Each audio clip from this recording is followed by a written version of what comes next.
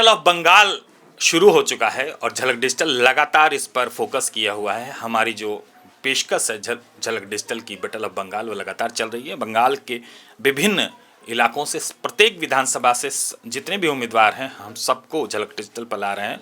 और आज फिर जोड़ासांको के जो भाजपा उम्मीदवार हैं विजय ओझा जी, वो न एक पार्षद ही नहीं है, भारतीय जनता पार्टी के एक जुझारू और सक्रिय कार्यकर्ता रहे हैं। शायद पार्टी ने इसलिए उन पर विश्वास किया। और जो सबसे जो बड़ी चीज़ मानी जा रही है कि काफ़ी जो जातीय समीकरण है उसमें काफ़ी फिट बैठते हैं। हालांकि जाति से ब्राह्मण है और मारवाड़ी ब्राह्मण है, लेकिन जो उनका जो समीकरण है वो हर जातियों में फिट है। काफ़ी सुलझे हुए व्यक्ति हैं, जैसा लोग कहते हैं। बड़ा बाजार का जो अंचल है और वार्ड पार्षद हैं, तो एक जो लंबा कार्यकाल रहा है और जो अपने पार्षद के कार्यकाल में जो वोट ऑफ परसेंटेज था जीतने का वो कमा नहीं है, वो बढ़ता चला गया है। तो स्वाभाविक है कहीं ना कहीं एक पकड़ है। विजय ओझा जी हमारे साथ हैं झलक डिजिटल पर। बहुत बहुत स्वागत है आपका। नमस्कार। सबसे अहम सवाल कि भाजपा ने आप पर विश्वास किया। भाजपा अपने कार्यकर्ता पर विश्वास करती है और भाजपा के कार्यकर्ता कसौटी पर खरा उतरते हैं। जोड़ासांको में भी यही होगा। आपको लगता है कि यहाँ पर तृणमूल कांग्रेस एक लंबे समय से रही है, यहाँ पर बड़े बड़े दिग्गज नेता आए, राहुल सिन्हा जैसे दिग्गज नेता को यहाँ से टिकट दिया गया, मीना पुरोहित जी चुनाव लड़ चुके हैं और कई लोग यहाँ आए लेकिन कोई सफल नहीं हुए। किस तरह से इस बाजी को आप अपने हक में कैसे करेंगे? देखिए, ये एक बार, दो बार, तीन बार 2011 में मुझे स्मरण है कि पहले प्रार्थी की घोषणा करके वापस लिया गया। उसके पश्चात फिर प्रार्थी बदल किया गया और इस बार फिर प्रार्थी बदल किया गया। यानी जो सिटिंग एमएलए जो पद पर रहे 5 बरस तक, जिन्होंने वादे और कस्में खाई थी, यानी पार्टी तभी प्रार्थी को बदलती है जब सिटिंग प्रार्थी को बदलती है, जब वो जनता की कसौटी पर खरा नहीं उतरता। तो बार बार चेहरा बदल देने से इस बार नहीं होगा। इस एक जो अहम सवाल है कि तृणमूल कांग्रेस ने भी अपना सिटिंग विधायक बदला है और दूसरे प्रत्याशी को, दूसरे कार्यकर्ता को, ये पार्षद हैं उनको टिकट दिया है, उसको लेके क्या कहते हैं?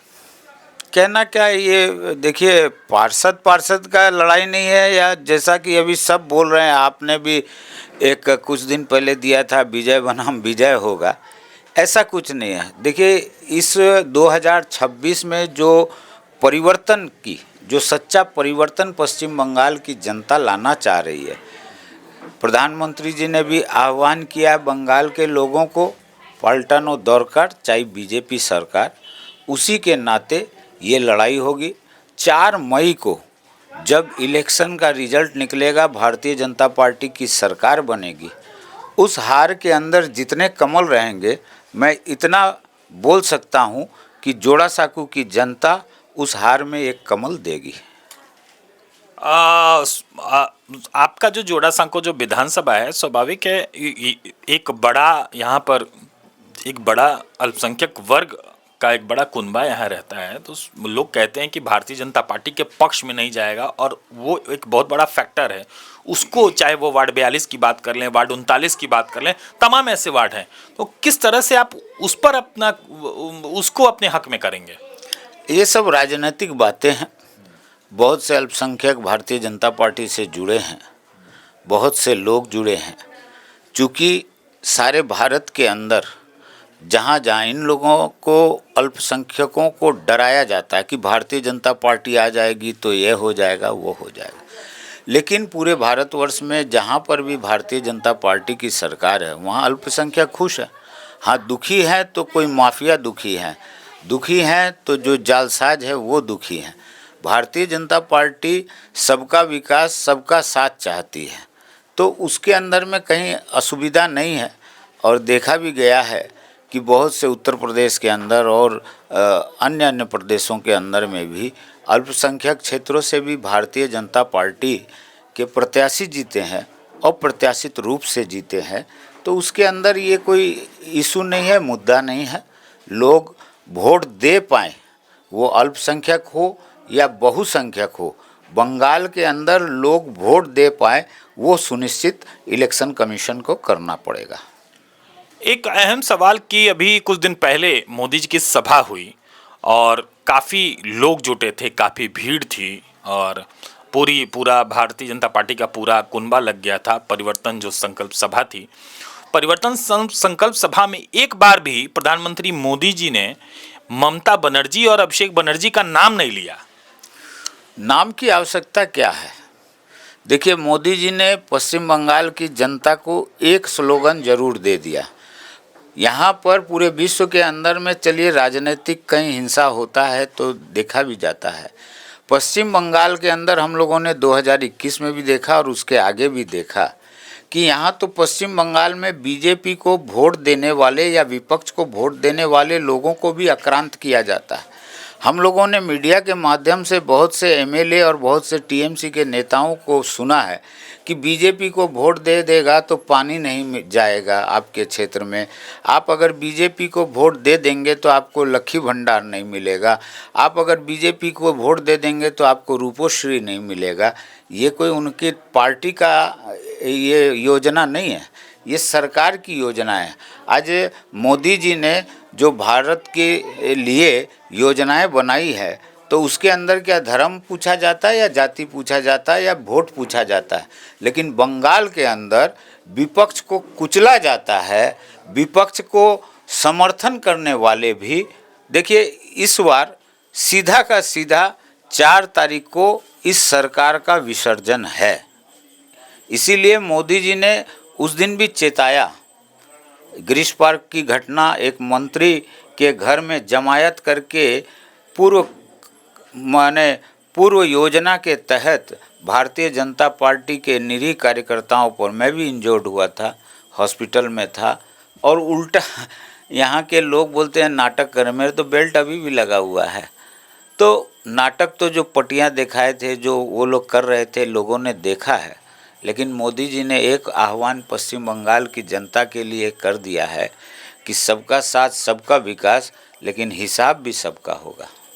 आपने जिक्र कर दिया उस घटना का, तो उस घटनाक्रम में ऐसा कहा गया है कि वो प्लान पहले से सेट था, तो वो तो सामने ही दिखाई दे रहा है। देखिए, हम लोग तो जोड़ा साकू की जुलूस लेकर के, पद यात्रा लेकर के धर्मतला तक पहुँचे। वहाँ पर हमारे जिला अध्यक्ष ने कहा कि गिरीश पार्क के अंदर झमेला हो रहा है तो आप चलिए। हम दोनों आए तो वहाँ पर जब गाड़ी से उतरे तो कश्मीर का सीन याद आ गया कि कैसे एक तरफ पत्थरबाजी करते और एक तरफ सेना। लेकिन यहाँ तो देखे कि जो हमारी पुलिस रक्षा करने वाली, वो भी साइड में खड़ा होकर के मज़ा देख रही है। भारतीय जनता पार्टी इसीलिए तो कह रही है कि ये पश्चिम बंगाल के अंदर ना शासन है ना प्रशासन है, सिर्फ गुंडा राज है। और जिसका उस दिन हम लोगों ने टेलर देखा, उसके पहले भी चुनावों में टेलर देखते हैं। रोज़ पश्चिम बंगाल के अंदर आवाज़ उठाना ही यहाँ पर लोकतंत्र का, देखिए मंदिर है भारतवर्ष, और यहाँ अगर कोई किसी के विरुद्ध आवाज़ उठाए तो उसको कुचला जाए, ऐसा नहीं होना चाहिए। ये तो अलग सवाल था। एक सबसे अहम सवाल कि अगर विजय ओझा जी जोड़ासांको के विधायक बनते हैं तो किन समस्याओं को सामने पहले रखेंगे? देखिए, विधायक या पार्षद या जनप्रतिनिधि कोई भी अकेला कुछ नहीं कर सकता है। सरकार की पॉलिसियां बनती है। पश्चिम बंगाल के अंदर जो भारतवर्ष के अंदर 1 नंबर था, उद्योग बोलिए या यहाँ पर हम जितने लोग यहाँ पर प्रवासी लोग आए हुए, आज बहिरागत और ये बात हो रही है, बंगाल के विकास के अंदर बंगाल की माटी ने सबको अपनाया।